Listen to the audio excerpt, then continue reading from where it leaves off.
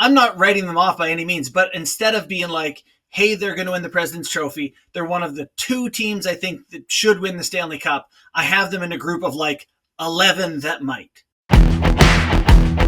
But we want to have you on to discuss the Jets because you had a very compelling tweet on Monday, which is dramatic take. This could be one of the most important weeks in Jets history. Win against good teams. They see St. Louis, Dallas, and Edmonton. They win the division, get a winnable first round, and start rolling. Who knows after that? Lose a few, get caught, draw Colorado in round one, who we saw last year with them. Who knows after that? Well, I know after that. If they get Colorado in the first round, I am worried. Yes. The overarching question is, are they being taken seriously enough as a Stanley Cup contender? Yeah. Well, yeah, I kind of feel the same way about the Colorado thing. And, we're up here in Canada and I tried to be a little bit careful with that. But yeah, like I kind of feel it would go the same way. I think the reason they don't get taken all that seriously is we tend to reserve our like praise for teams that have the elite top end guys. You look at Florida and you're like, it's Barkov or, Kucherov in Tampa. You look at the Jets and it's a lot harder to be like, how are they going to shut down Mark Scheifele? And it's like, I don't know, like lots of teams kind of do. But anytime a team like wants to win by committee, it gets hard in the playoffs to do that. It gets a little tighter. And those guys who make a difference and break through for you, if they're not there, people get skeptical, and myself included. So can you third line and goaltend your way to a Stanley Cup without those top end guys? I don't know how long it's been since we've seen it. So I think there's some justified skepticism about the way that their team is built, but you're not going to, lure a ton of stars to Winnipeg in the first place. I don't think so. It's just the way they're going to have to do it. I mean, that's why you need a good draw. That's why you got to get Minnesota round one. Has the last 2 weeks provided any sort of reinforcement on your belief in the Jets? Because I feel like, at least for me, watching them play really, really good hockey against top competition has like actually gotten me to think about their chances in the postseason for the first time all year. Yeah, I mean, it does. Last night against St. Louis was awesome because St. Louis is humming, and I thought they hung in there, went toe-to-toe, looked great, got the win. So there's an element of that. And then there's like underlying stats that you can pull up where, that line of Connor, Scheifele, and Iafallo, they do, they're as good as any line in the league, basically. So if I'm a Jets fan, I'm saying, look, we do have guys that produce those results. I love Nick Ehlers. I think, there's a certain amount of people on the internet who do some number stuff who think he's a lot better than he gets credit for. They have some guys. So I'm not writing them off by any means, but instead of being like, hey, they're going to win the President's Trophy, they're one of the two teams I think that should win the Stanley Cup. I have them in a group of like 11 that might.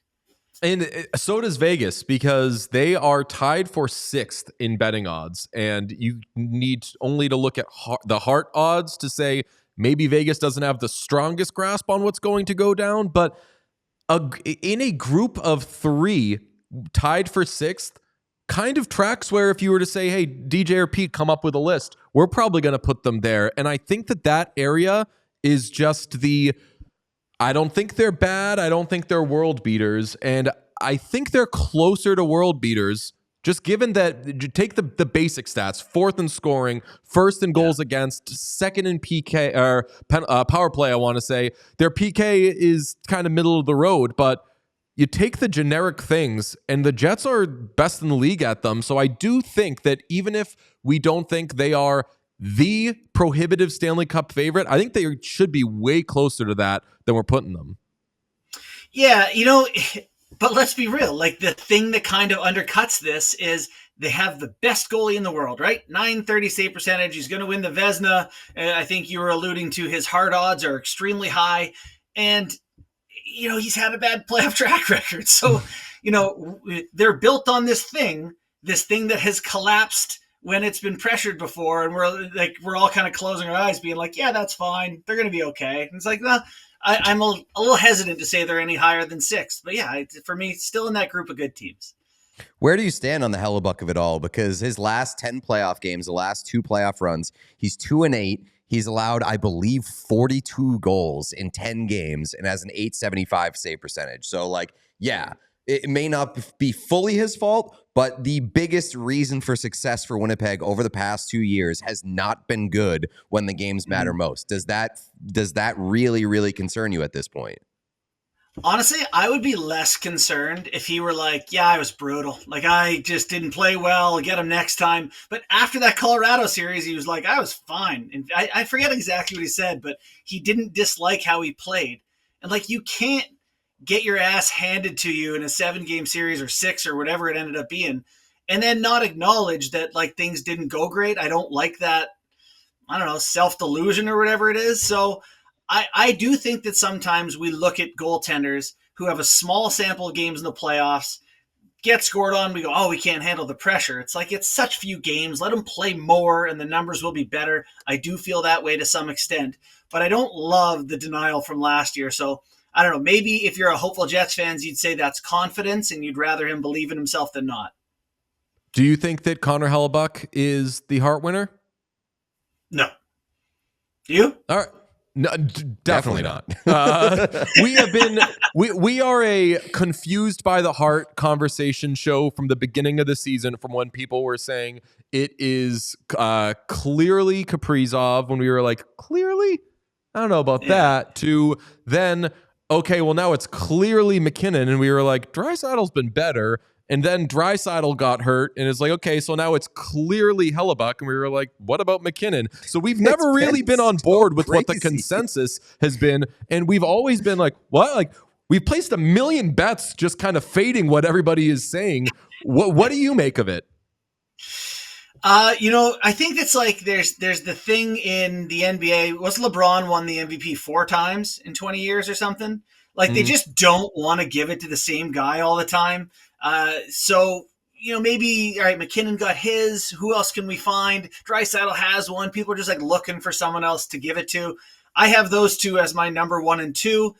I'll have to dig a little bit more into it. But right now, for me, the way McKinnon kept Colorado afloat before the trade deadline, like, I think it's going to be easy to look at their team now and go, well, sure, he did this on this very good team.